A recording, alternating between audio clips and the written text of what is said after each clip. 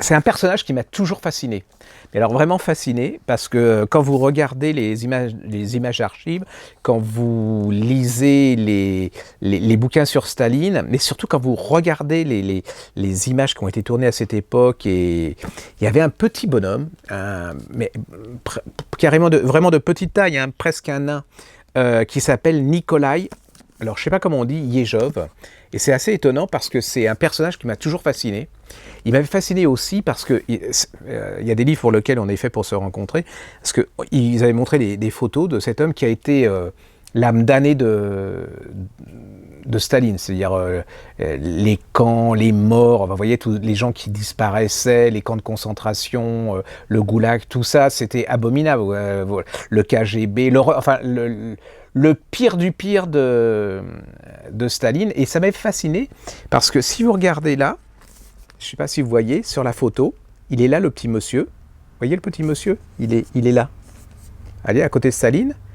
Et alors c'était le grand maître du crime. Hein. Et vous voyez qu'à cette époque-là, eh ben, on n'est plus rien parce qu'après, en bas, c'est la même photo, mais on a fait disparaître le petit monsieur parce que le petit monsieur, il était une victime comme les autres. Une fois que Staline n'en a plus besoin et qu'avec sa paranoïa, il a disparu. C'est un livre extraordinaire d'Alexeyev Pavlyukov, je ne suis pas doué pour les langues, chez Gallimard.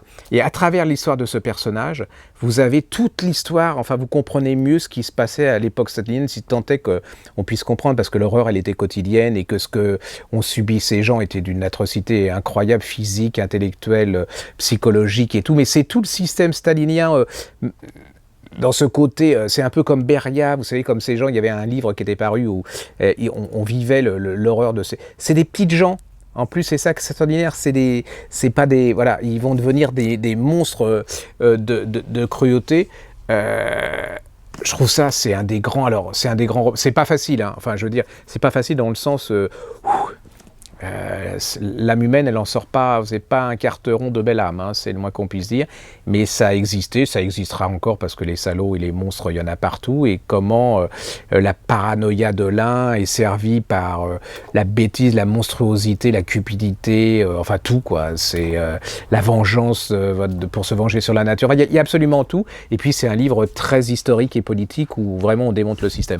Ça s'appelle Le fonctionnaire de la grande terreur de Nikolai Yezhov, et il y a beaucoup de parallèles, je trouve, entre ces gens qui décimaient les autres, qui les assassinaient avec le système nazi, où on voyait que c'était des petites gens hors du circuit, voilà, c'était des fonctionnaires, c'est-à-dire qu'ils faisaient leur boulot, ils tuaient, mais comme des fonctionnaires. C'est extraordinaire, enfin, pour moi, c'est un grand bouquin.